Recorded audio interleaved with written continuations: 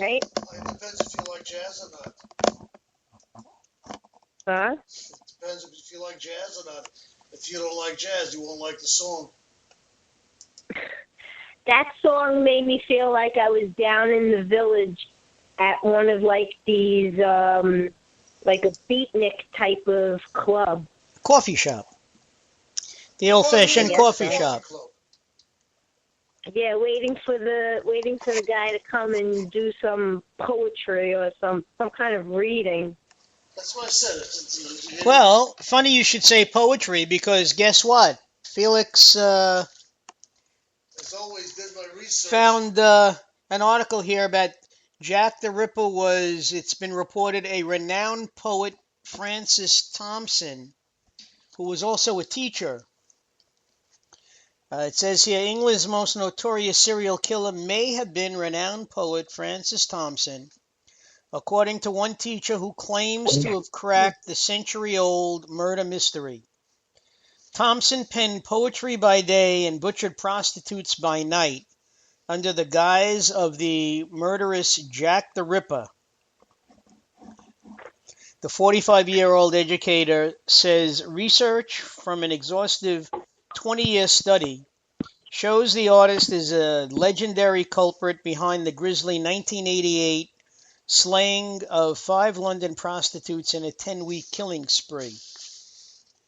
Now, this Francis Thompson was quoted as saying, he said, "I swear I struck not the first blow. Some violence seized my hand." It was like the devil made me do it, you know. Some violence seized my hand and drove the knife downward. Basically, he was saying he was not in control. Now, the reason why it was said that but Jack the Ripper may have been a surgeon, is because of the skill with which the prostitutes were butchered. But it seems that Thompson, aside from being a teacher and a poet, also had surgical skills that he learned in college, part of the way he put himself through school, and he assisted in many surgeries. So that he carried a surgical knife, probably a suture of some kind, underneath his coat, and at night he would butcher these prostitutes. What year was this? 1888. 1888. You remember 1888, Felix, don't you? I was just a teenager. That's what I mean, yeah. But that's one little tidbit of information. You know, we always have something to discuss. Now, the other thing is, I don't know if you read what our shows is supposed to be, but evangelists, we just read the definition of evangelist, and they don't have to be Christians. Evangelists could be atheists or anybody else who believes in a cause. Well, but Judaism does not evangelize. Okay, that's one thing about... No, I know, but I'm saying that Judaism... You said religion, and the bottom line is Jews do not evangelize. Okay, obviously... That's why they're diminishing. Well, no, they're diminishing because of intermarriage. I know, nobody's trying to bring new Jews in. And the fact that in their struggle to assimilate and be like everybody else, Jews don't feel that it's that important to pass down their religious tenets to their progeny. And many of the millennials are raising their children having no religion at all. Okay, regardless of how they were brought up, to them religion is not an issue, one way or the other. Well, which I guess would have pros and cons, you know. It's still, religion is still basic culprit in most wars, acts of terror. Well, right, let's say back during the days of, the 100 Years' War, the Crusades, those were all religious wars. But in the 20th century, World War One, World War Two, Korea, Vietnam, those had absolutely nothing to do with religion. That was strictly politics. World War II, it's a question. Jews. Well, that was Hitler and everything, but the bottom line is let's put it this way. The United States didn't enter the war because Hitler was killing Jews, okay? Yeah, well, we know that, but that's besides the point. FDR, despite many of the good things that he did, waited until the very last minute, which was obviously the bombing of Pearl Harbor, before he would commit any American troops officially into the war in 1941. Okay, but and now of course you have Iraq, Afghanistan, Syria, the Middle East. To a certain extent, to a large extent, a lot of it is religion because you have Sunni and Shia fighting each other. I remember back when George W. Bush was president, Donald Rumsfeld, who was Secretary of Defense, didn't even know what the difference was between the two of them. Well, just remember, when we first started talking, you didn't know what Kurds were. No, I knew that the Kurds were a sect in Syria. Okay, I mean, they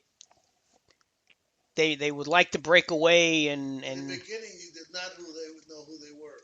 You've learned a lot, but I can go back to the first show and you go, what is that? What's a Kurd?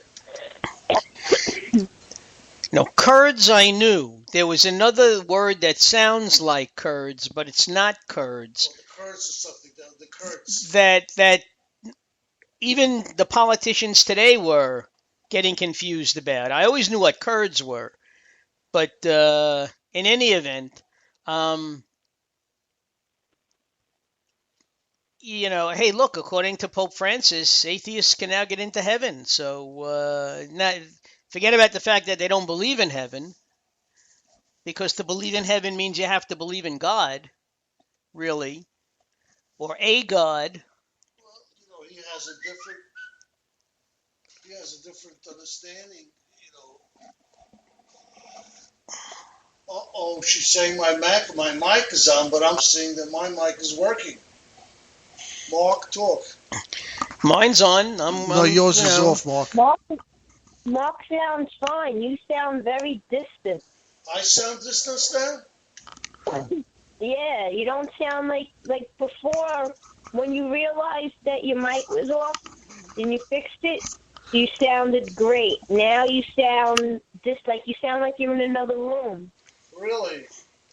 That is strange. Well, it may be because he's broadcasting from the bathroom right now as we speak. Yeah, right. The only problem is, I hope when he flushes, you don't hear. That's like Archie Bunker. We can you hear me now? I can hear you now. Mark, why don't you talk now? She said she could hear me. Why should I talk again?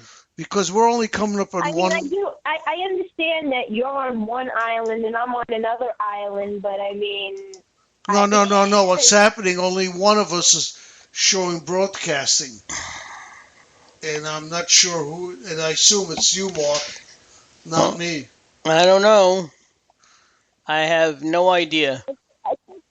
I think I'm going to look into what equipment it costs. And I'm going to buy you guys equipment for Christmas, I think. Nah, please, don't do that. It's okay.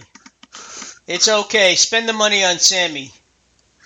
You kidding me? Please, I already do. As a matter of fact, she said to me, she goes, well, since I did get a good report card, her exact words were, I got a decent report card, and I got a wonderful report from my teacher. does this mean that I can get something? Because I had told her in the beginning of the year that if she got I'd love to see 4s, which I'm never going to see. But if I saw 3s, she would get another Build-A-Bear and Shopkins. So I told her yesterday as we were walking home from school that I'll get it for her. So Well, I'm going to reward her and get it for her. I don't see why she doesn't deserve a 4. Why she can't get a 4. In because the first marking period, they don't like to give them Right. high grades. Because the kids feel that the kids have nothing to strive for. That's true. Exactly. That's why I said you have to tell her she's got to strive for a 4. Well, she knows that.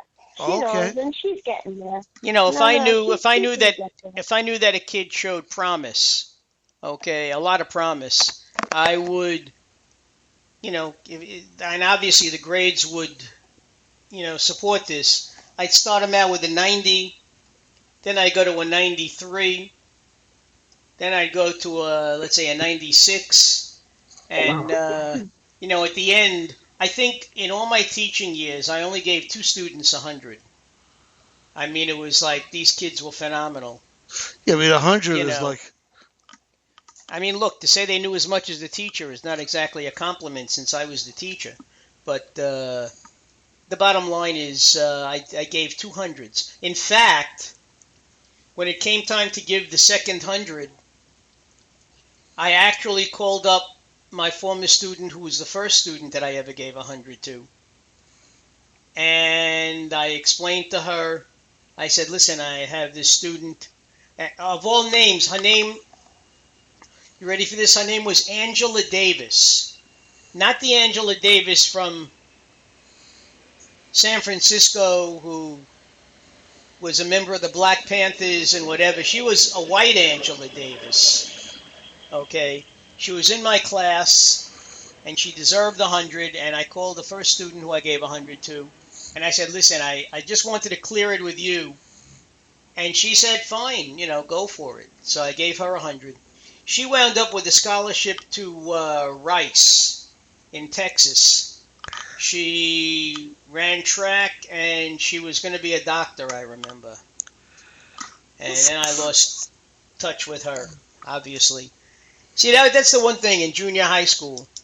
In elementary school, kids remember their teachers because they spend 5 or 6 years there, counting kindergarten. Okay?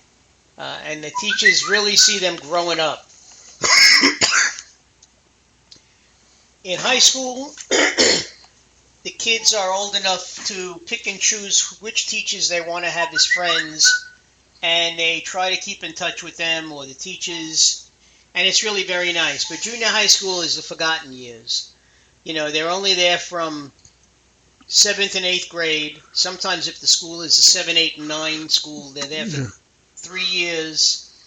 And most kids forget about their junior high school teachers. Okay, we lost... Oh, there she is. Oh, she's back on. I see your call dropped. What about Elisa, the Russian jet? We were going to discuss that a little bit. Yeah, Elisa, you there? No, lost her again. Lost her again. Well, I tell you, she really ought to rest her voice. Yeah. But we were going to discuss a little bit about this Russian jet. Now, the speculation that ISIS might have planted a bomb, which would be a first. It shows that, they are getting better at what they do. Yeah, exactly. Yeah, she's back again. You there, Elisa? Hello? Elisa? Elisa, you there? Well, they were, yeah. The thing is, it's not conclusive yet, but they're talking about, that they're pretty sure, and and Putin listens to Americans in English and agrees